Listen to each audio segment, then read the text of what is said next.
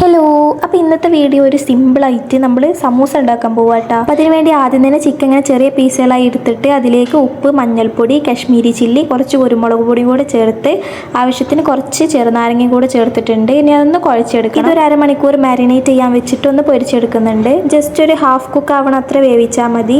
ഇനി അതേ എണ്ണയിലേക്ക് തന്നെ നമ്മളൊരു 4 വലിയ സവാള അരിഞ്ഞാണ് ചേർത്ത് കൊടുക്കുന്നത്. ഇനി ആവശ്യത്തിനുള്ള ഉപ്പ് ചേർത്ത് കൊടുക്കണം. നമ്മൾ ചിക്കൻ പൊരിച്ചതിൽ ഉപ്പ് ചേർത്തായതുകൊണ്ട്. ഇനി അതിൻ്റെ മുകൾക്ക് കുറച്ച് ഇഞ്ചി വെളുത്തുള്ളി പേസ്റ്റും കറിവേപ്പിലയും കൂടെ ഇട്ടിട്ട് നല്ലോണം ഒന്ന് വഴറ്റിയെടുക്കുന്നുണ്ട്. ഇനി ആവശ്യത്തിന് കുറച്ച് കുരുമുളക് പൊടി, ഗരം മസാല, കുറച്ച് കാശ്മീരി ചില്ലി കളറിനും പിന്നെ ആവശ്യത്തിനുള്ള കുറച്ച് മല്ലിയിലയും കൂടെ ചേർത്തിട്ട് ഒന്ന് നല്ലോണം വഴറ്റിയെടുക്കുന്നുണ്ട്.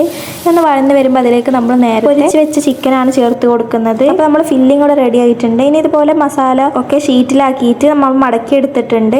സമൂസൻ്റെ ഷേപ്പിലും അതുപോലെ പപ്സിൻ്റെ ഷേപ്പിലും നമ്മൾ മടക്കിയെടുത്തിട്ടുണ്ട്. ഇനി അതൊന്ന് ഓയിലിട്ടിട്ട് ഫ്രൈ ചെയ്തെടുക്കുന്നുണ്ട്. ജസ്റ്റ് ഒരു ബ്രൗൺ കളർ ആയാൽ തന്നെ നമ്മൾ കോരിയെടുക്കണം. അപ്പോൾ ഇതേ ഞാനൊരു അത്യാവശ്യം നല്ല ബ്രൗൺ ആക്കിയിട്ടാണ് എടുത്തിട്ടുള്ളത്. അങ്ങനെ ഫുള്ള് പൊരിച്ചെടുത്തിട്ടുണ്ട്.